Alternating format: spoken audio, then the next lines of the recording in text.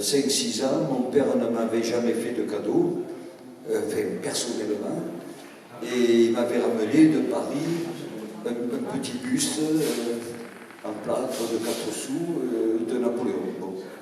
Alors, il ne savait pas quoi faire, enfin je ne sais pas, enfin bref, il a de nouveaux fistons, moi j'avais 5-6 ans, et puis pour moi c'était un homme un peu grassouillet avec un drôle de petit chapeau, je ne savais même pas qui c'était cet homme-là, mais comme c'était le cadeau de papa, donc je l'ai mis au-dessus de mon lit sur l'étagère.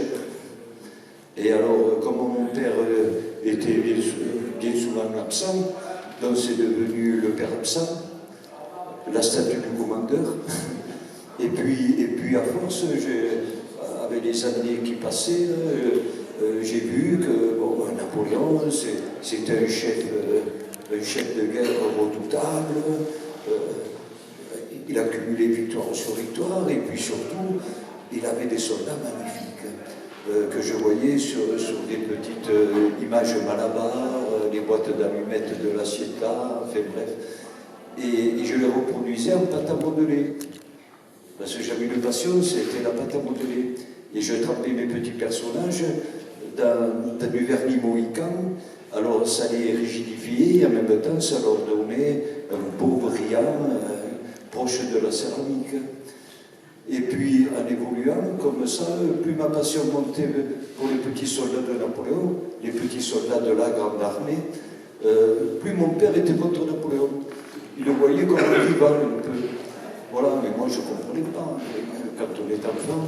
Et puis un jour, à l'âge de 12 ans, j'étais dans la préparation de ma communion solennelle. C'est un dimanche, et à la sortie de l'église, j'avais encore l'hostie collée au palais. et je vais chez ma grand-mère, qui était juste à 20 mètres de l'église. Et là, il y avait la télévision, et c'était la séquence du spectateur. Et qui diffusait un extrait du film d'Abelgance, quand Albert Dieudonné prend le commande des troupes de l'armée d'Italie et qui lance sa fameuse proclamation à l'armée. Et là, je reste complètement figé. Et puis une fois que la séquence a terminé, parce que j'étais grand-bègue, hein, je ne pouvais pas dire un mot, voilà. Et alors, je dis, si, enfin bon, j'accélère parce que sinon... Voilà, le cinéma existait, Butanema, Léon, et mes mecs qui me disent, mais non, Bestiassou, c'est Albert Dieudonné, le Napoléon d'Abelgance. Alors moi, je sortais la messe, Dieudonné, une salade là qui s'est passée dans ma tête, bref. Et à partir de là, parce que j'ai cru voir... un film d'époque, hein, mais vraiment un film d'époque. Et puis alors après, j'avais que de cesse de voir ce film-là. Et puis 3 ans après, il passe à la télé, mais dans la version écourtée de 1934. Et, parlante, parce qu'à l'origine, le film est muet. Il dure 6 heures, voilà. Mais j'ai assisté à des séances comme ça, de 6 heures. Au bout d'un quart d'heure, on croit qu'il parle, le film, tellement qu'il est expressif. Enfin, bref. Et là, c'était le 15 août 1965, le 15 août, parce que Napoléon est né le 15 août, et là, c'était Malraux, qui était le ministre de la Culture, et comme il adorait Napoléon, bien entendu, il avait programmé, enfin, qu'il avait fait passer ce film-là dans l'après-midi du 15 août. Et là, j'ai pu voir 2 heures de la version de 34, mais 2 heures, c'est déjà un long métrage pour un film. Et là, j'étais ébloui. Et puis après, quelques années passent, je me marie, enfin lui, entre-temps, mon père j'ai été émancipé à 17 ans, alors qu'à l'époque c'était 21 ans, pour créer mes petits soldats, mes 2 pâtes à modeler, j'étais passé aux figurines en faïence de cette taille à peu près. Et là j'avais Et puis il me fallait bien vivre, et je voulais vivre de ça, mais ça marchait très vite, j'ai eu des collectionneurs. Et en 71, je me marie avec Arlette, et alors on programme notre voyage de noces à Waterloo. Oui, parce que j'avais lu Victor Hugo, les charges de curation Mont-Saint-Jean dans Les Misérables. Et j'avais été fasciné, parce que Victor Hugo, c'est un style rock'n'roll. Vous avez qu'à lire, il y a à peu près 25 pages qui traduisent la bataille, c'est fabuleux. Et alors on avait programmé notre voyage de noces à Waterloo, et en même temps, en repassant par Paris, il fallait que je me trouve un débouché pour mes figurines. Et en même temps, on avait programmé tout ce voyage parce qu'il ressortait le Napoléon d'Abelgance en 71, à grand renfort de grosses caisses. Et là, c'est une version de 4h30. Alors je me disais, ouais, 2h30 encore supplémentaires, mais c'est fabuleux, etc. Donc, oui, c'est Abelgance qui avait repris ce film. Alors, les scènes muettes qui avaient été sonorisées en 1934, il les avait sonorisées en 1971, et Albert Dieudonné, qui avait, en 1971, il avait 83 ans, oui, 82 ans, et Dieudonné avait redonné sa voix à 82 ans pour sonoriser certaines scènes muettes, notamment la demande à Joséphine. Ah oui, là c'est du style Le Soupirant de Pierre Étex. Je ne sais pas si vous avez vu Le Soupirant de Pierre Étex, un film fabuleux, voilà. C'est dans cette veine-là, il y a à la fois du burlesque, il y a... Ah oui, c'est un film, ce film-là, écoutez, je ne vais pas me perdre dans tout. Allez, on monte à mesure l'histoire. Et là, en sortant du cinéma, au village suisse, qui est à 30 mètres du Kinorama, parce que le film allait passer pendant un an au Kinorama, et c'est au métro Montpiquet-Grenelle, je ne sais pas pour ceux qui connaissent Paris, et c'est juste à côté du village suisse, c'est à 30 mètres du village suisse. Et là, je tombe sur un magasin d'antiquités. Alors j'avais apporté de mes figurines, parce qu'il fallait que je trouve un débouché sur Paris. Et je vois ce magasin, donc je rentre, je propose au marchand mes figurines, il me prend l'exclusivité pour Paris. Voilà, ça commençait bien. Hein. Et ce marchand, son nom de scène, c'est Long Chris, le parolier de Johnny Hallyday. Voilà, alors il y avait tout là. Et comme j'adorais le rock'n'roll, voilà, je me Eddie Mitchell, les chaussettes noires, alors pour moi c'était magique. Et après, Long Chris, ça va devenir de mes amis, bien entendu. Il venait passer les vacances chez moi, il m'a présenté Johnny, tout, avec des soirées un peu démentes. Voilà, Johnny c'est Johnny. Hein. Bref. Et à partir de là, après, voilà, je me suis créé une clientèle sur Paris.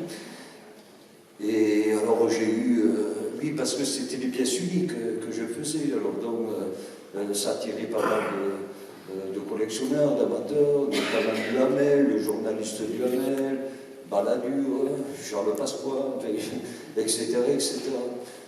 Bon, et puis alors, ce film-là, il m'a hanté. Et en 81, Abelgance meurt. Le 11 novembre 81, pour celui qui a réalisé J'accuse, qui est sur la guerre de 14, il meurt le 11 novembre. C'est quand même, les destinées, c'est quand même fou.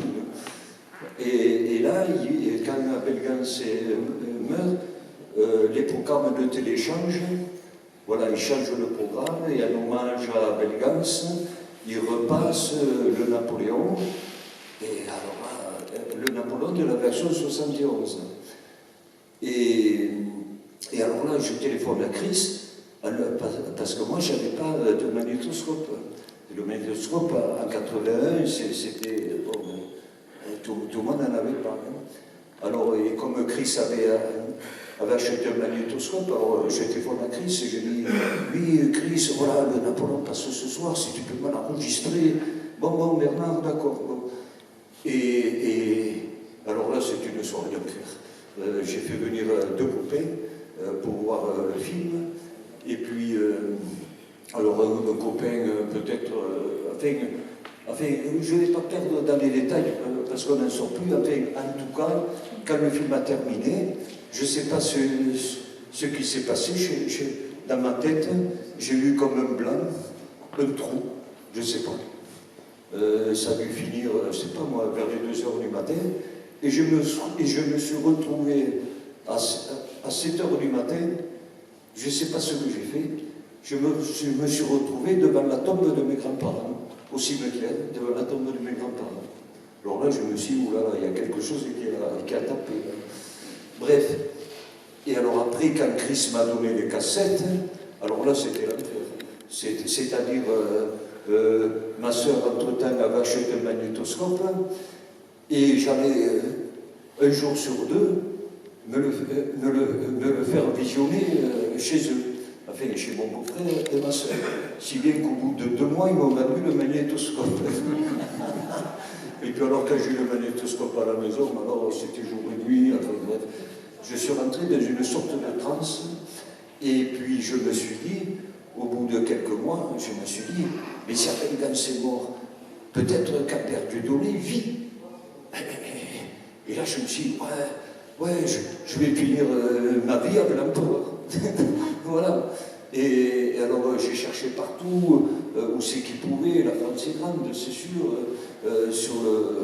partout sur l'annuaire, enfin partout, j'arrivais pas, je sais pas. Et puis il y a un voisin qui travaille dans le cinéma, il me dit, tu devrais téléphoner à la caisse des vieux comédiens et des intermittents du spectacle. Alors ça, c'était pas bête. Alors il me donne l'adresse de la caisse et je téléphone. Et alors là, la minute était pathétique, parce que c'est là, quand ma vie allait prendre un tournant, parce que s'il vivait, parce que moi j'aimais à ma femme, parce que moi je le voyais, Albert, vieux, habitant, enfin logeant peut-être chez des petits cousins, vieux garçon, peut-être avec des animaux, peut-être avec un homme, je ne sais pas.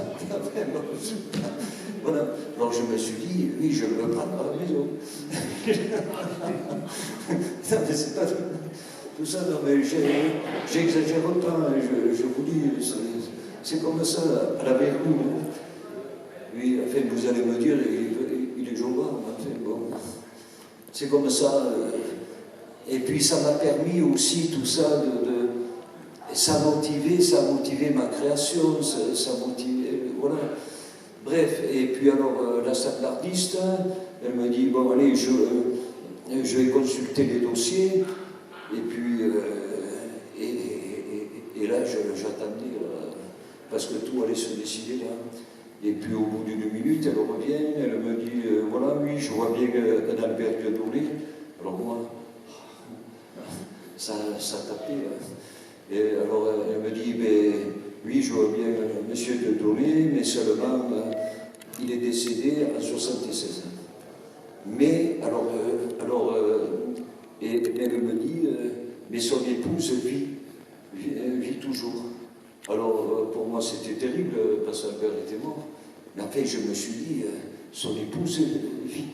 Alors là, après, par d'autres réseaux, j'ai eu l'adresse de Madame Dieudonné. Je lui ai téléphoné, de suite que j'ai eu les coordonnées, enfin, le numéro de téléphone. Et alors là, au téléphone, j'étais comme le monde. Enfin, c'est-à-dire, les batailles, elles se gagnent, elles se perdent en 5 minutes. Alors je dis, ah oui, j'aime votre mari, j'aime ses yeux, j'aime ses mains, j'aime sa voix. Enfin, bref.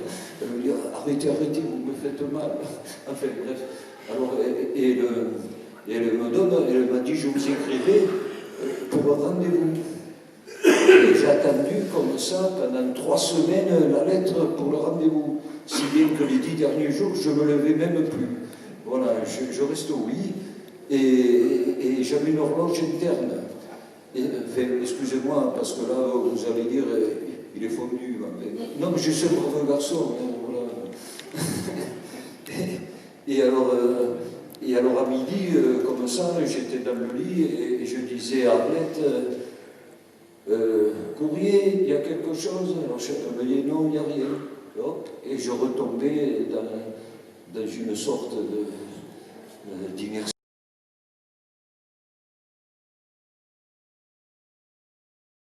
Ma sœur, alors avec mes petits-neveux qui faisaient du bruit dehors dans la cour, et ma sœur avait un martinet qu'elle avait appelé Albert. Et j'entendais comme ça, Albert, Albert. Non mais tout était sourd. Voilà, et puis un beau matin, je me réveille vers le coup de midi, toujours pareil, enfin j'ouvre les yeux, et c'est mon épouse qui, comme la petite souris, m'avait apporté la lettre de Madame Dieudonné et me l'avait mis sur le traversier. Avec la lumière, la lampe de chevet allumée, et là, la lettre. Wow. Et Madame Dieudonné qui me donnait rendez-vous, tel jour, à telle heure.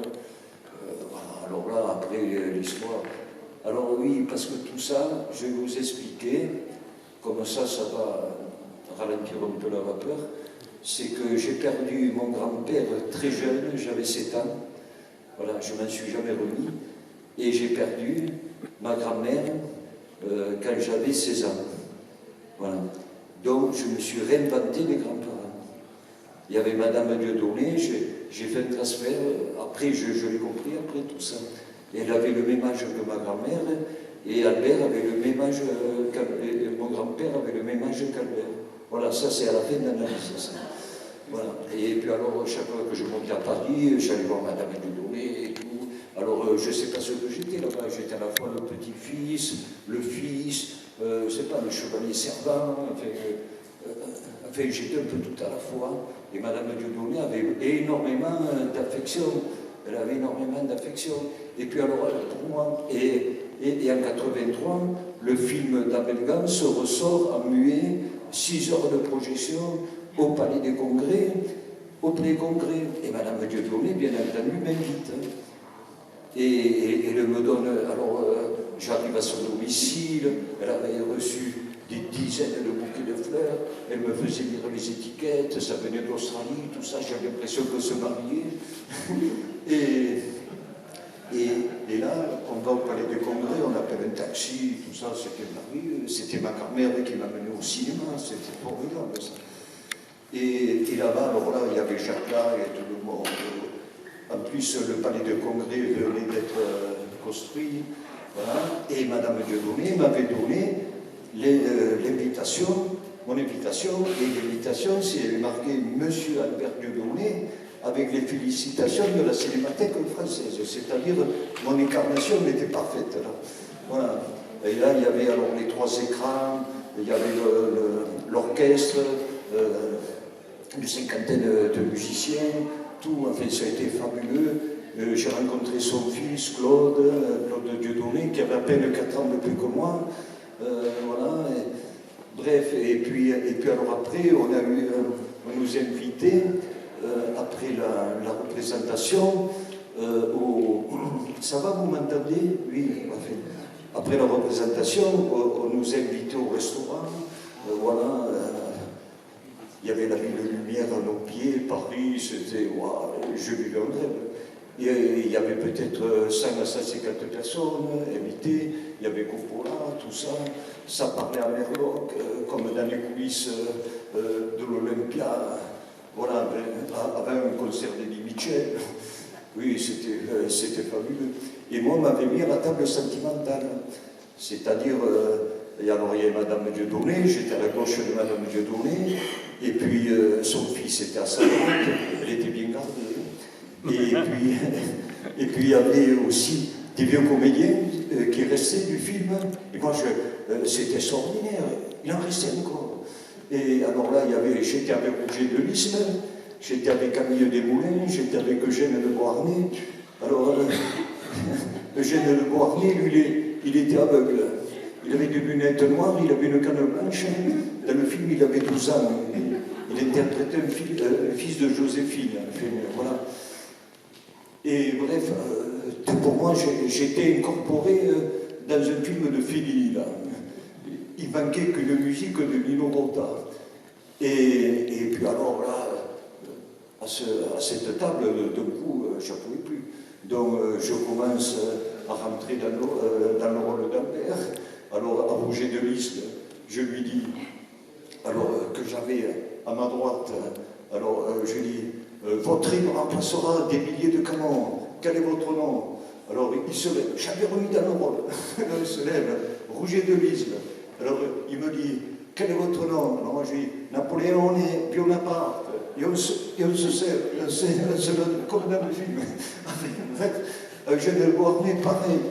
Et puis il y a celui qui faisait Camille Desmoulins, il faisait presque 1m90, un bellâtre, encore vert, il avait 90 ans à peu près, il se lève comme ça, et il s'arc-boute en arrière, et il dit, mais ce garçon est magnifique. Ça, et Madame Dieudonné qui dit, oui, il vient de Montpellier.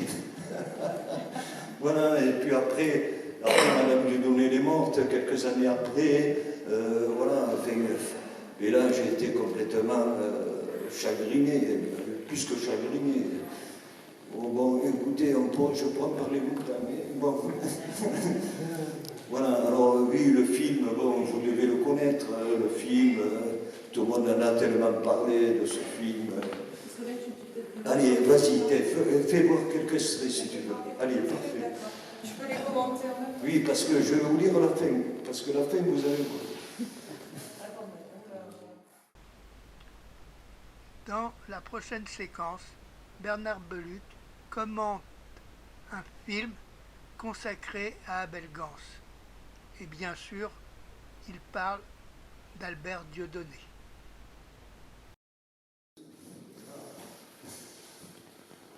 Voilà, ça c'est la tour de Capitello. C'est en Corse, c'est pas loin d'Ajaccio. J'y suis allé avec ma femme là, j'ai vu la tour et tout. Voilà, et la plage. Parce que je suis allé voir le Napoléon d'Abel Gance à Ajaccio. C'était en 87.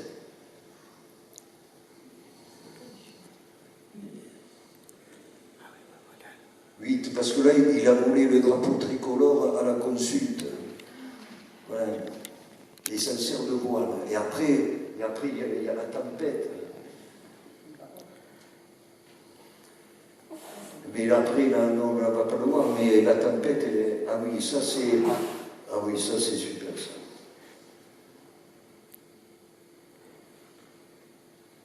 C'est à la Chambre des députés. Ça, c'est très fantomatique, ce passage. Et là, il y a Robespierre, il y a la tombe, avec tous les morts. C'est avant qu'ils prennent le commandement de l'armée d'Italie.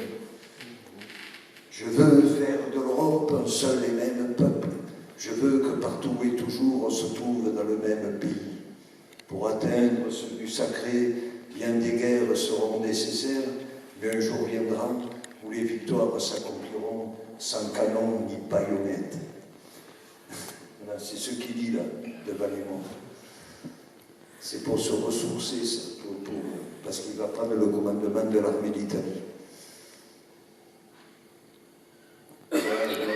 Et là, c'est Damien qui fait Marianne, la célèbre chanteuse. Voilà, et là, c'est le commandement de l'armée d'Italie. Soldats, vous êtes nus, mal nourris, la République vous donne tout, mais ne peut rien vous donner. Je vais vous amener dans les plaines les plus fertiles d'Europe. Là, vous y trouverez gloire, honneur, richesse. Soldats d'Italie. C'est passé quoi avec ma voix?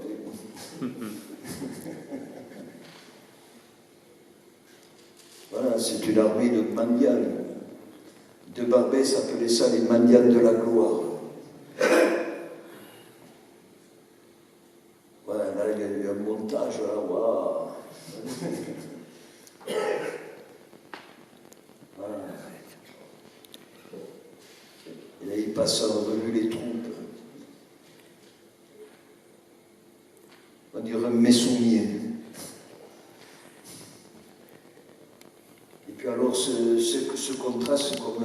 noir et blanc, comme ça. C'est les images du passé, qu'on le veuille ou non.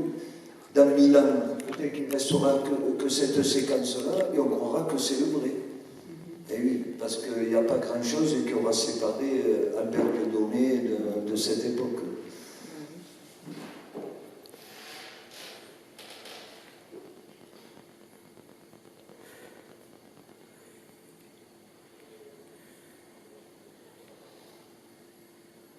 Et bien à Belleganse, il mettait des caméras sur les balançoires, tout, même sur des guillotines.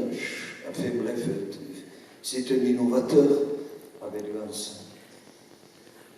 Même les producteurs en avaient peur, parce qu'il avait trop d'imagination. C'est pour ça qu'il n'a plus rien fait.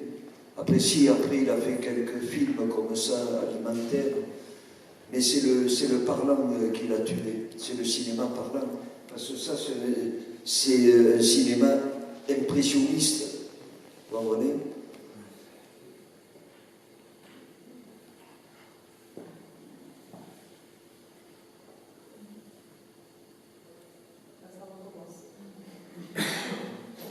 Voilà. Bon. Un petit applaudissement, s'il vous plaît.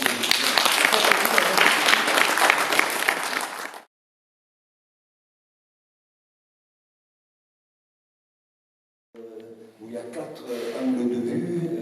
Enfin, c'est un film. Oui, je sais pas. Alors écoutez, allez, je vais vous raconter la fin, parce que quand même, c'est trop. Alors, je ne sais pas, il y a des croyants dans ces oui, bon, très bien, parfait. Oui, alors, bon. Alors, Madame Dieudonné est morte, voilà. J'ai eu au téléphone sa mort en direct, au téléphone. C'est incroyable, mais c'est comme ça. Elle était... Bon, allez, je vous le dis ça. Elle s'était fait opérer du talon d'Achille. Voilà. Et alors, le marché avait des béquilles, elle devait venir à la maison, et ensemble, on devait aller à Courset, sur la tombe d'Albert. Et alors, pour moi, c'était le voyage là. Je me voyais partir en train avec elle, elle venait me chercher à la maison, comme ça, la maison, je la chargeais comme une pile. Et après, on devait prendre le train, le soleil a rendez-vous avec la lune, mais le soleil, voilà, pour moi, c'était féerique, ce voyage. Et puis on l'opère, voilà, alors on s'est retardé, et puis moi, je n'osais pas abuser, je modérais quand même mes appels, voilà, j'ai la correction. Et puis ça faisait quand même une vingtaine de jours que je n'avais pas appelé, pour prendre ses nouvelles. Et puis, alors j'appelle, et puis oui, alors j'attends, je me suis dit, le marché avait des béquilles, il était 8 h du soir. Et puis j'attends 1 minute, 2 minutes, 3 minutes, et ça je ne le fais jamais. Je pose le téléphone sur la table, et je pose ma joue sur la table, avec le téléphone qui sonnait, et j'ai laissé sonner comme ça 7-8 minutes. Je ne le fais jamais, un truc comme ça. Et la sonnerie était comme une plainte. Bon, alors ça m'étonne, parce que comme elle était amenée, elle marchait avec les véhicules, bon, c'était 8 h du soir, bon, alors je me dis, demain à 8 h, je rappelle. Et là, le lendemain, à 8 h, je prends le téléphone, et en 2 sonneries, j'ai une voix d'homme, c'est la voix d'Albert, enfin, à peu près, et il me dit, alors je dis, voilà, je suis monsieur de lui, ah oui, alors et voilà, j'ai une affreuse nouvelle, maman est morte hier à 8 h du soir, quand j'ai appelé. Et alors, on l'a trouvée morte dans sa chambre, comme le téléphone était dans la chambre. Peut-être qu'elle s'est traînée jusque dans la chambre pour appeler au secours, ou alors dire à la personne qui a appelé, c'était moi, mais elle ne le savait pas. appeler un docteur. Enfin, bref, elle a eu une crise, voilà. Et là, quand j'apprends ça, à la minute, même pas, 30 secondes, moi je suis effondré au téléphone, la foudre tombe sur moi, tombe chez moi, alors qu'il n'y avait pas une goutte de pluie, même pas un coup de tonnerre, rien. Tout disjoncte, le compteur, les vitres tremblent, tout, mes cheveux sont à l'envers, tout, enfin bref. Et là, le village, privé de lumière, toute la nuit, on a mangé à la bougie, voilà, tout le village a pris le deuil avec moi. C'est extraordinaire, ça. Bref, et alors après, bon, je ne peux pas tout vous raconter parce que c'est trop long, donc on va quand même abréger.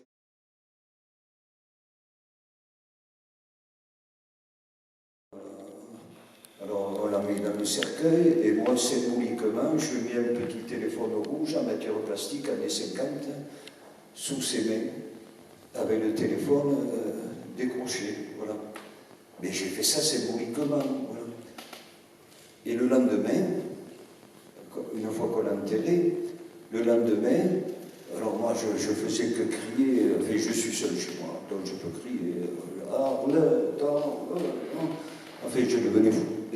Parce que, vous vous rendez compte, c'était connu, elle avait 17 ans et moi j'avais 18 ans, vous vous rendez compte, hein, bon.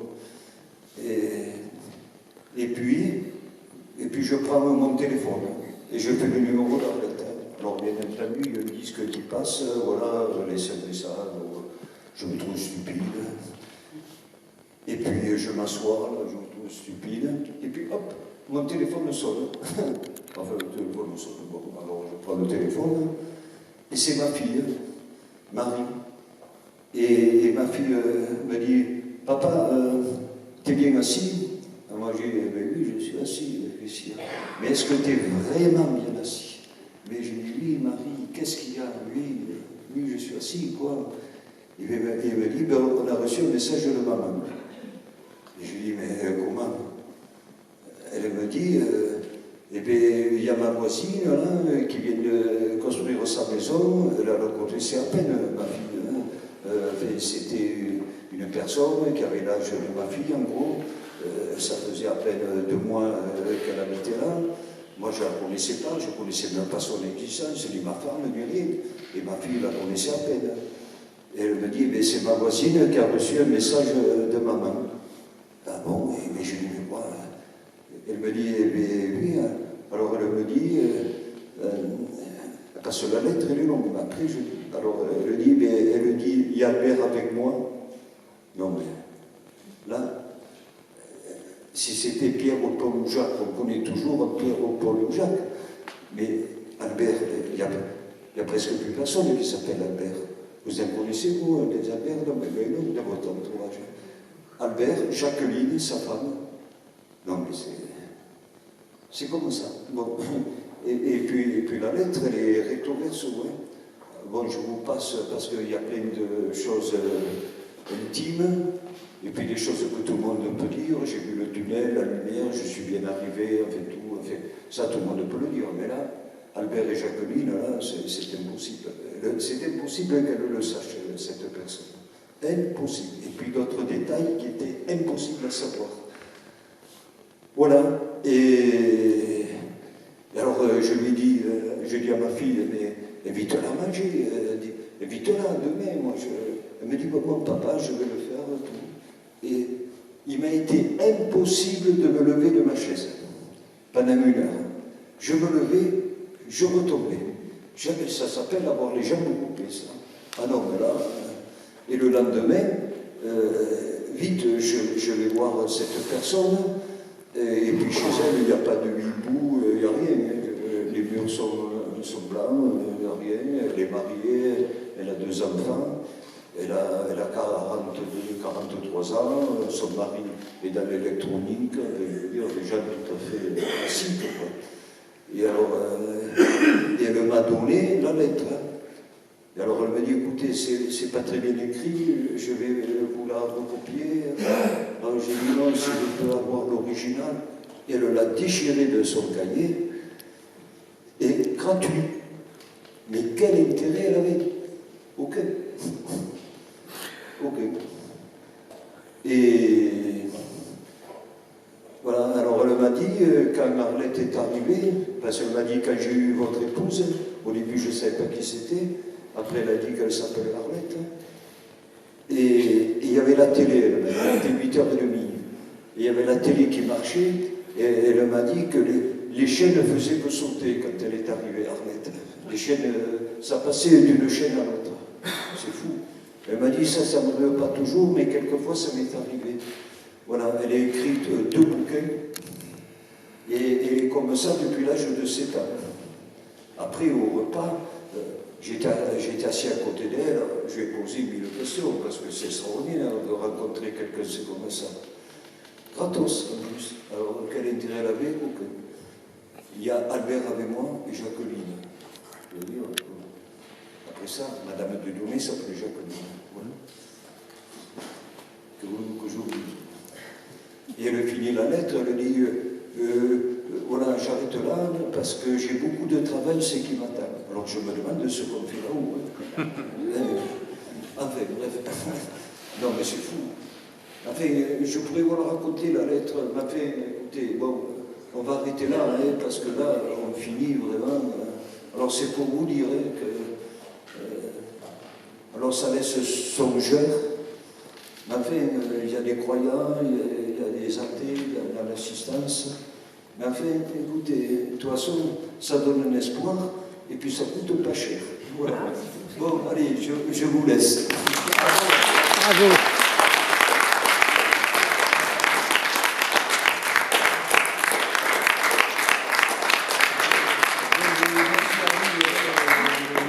Merci à vous. Voilà. Enfin, je ne sais pas comment vous dire, je suis très ému d'être ici. Enfin, vous comprenez maintenant pourquoi. Et voilà, je suis vraiment très ému d'être à Courcey, parce que pour moi, c'est ma seconde terre. Voilà, je vous le dis franchement. Hein, parce qu'ici, j'ai trouvé mon Éden. Voilà. Voilà. Parle du bal, du debout pour le bal. Ah oui. Tiens, prends le micro pour le coup, si tu veux. Juste pour. Voilà. Alors oui, bon, voilà, à 21h, on va faire un bal. À 19h30. 19h30. Non, 19h. Voilà. Tu crois que c'est 19h30? Ah bon, d'accord. Alors à 19h30, on a programmé de la musique, voilà. Alors il y en a qui seront habillés en constitution, il y en a qui seront vêtus comme dans les années 30, voilà. Et ça va être filmé. Voilà. Albert doit être content. Hein. Là, j'ai gagné des points retraite au paradis. Ah ben j'y crois, hein. Après ce que j'ai lu, comment ne pas y croire. Et puis c'est pas les seules choses que j'ai. Toute ma vie été jalonnée de choses comme ça. Voilà. Mais j'y parie, hein. Voilà, j'y parie. C'est comme ça. Et là c'est écrit. Voilà. Bon, voilà.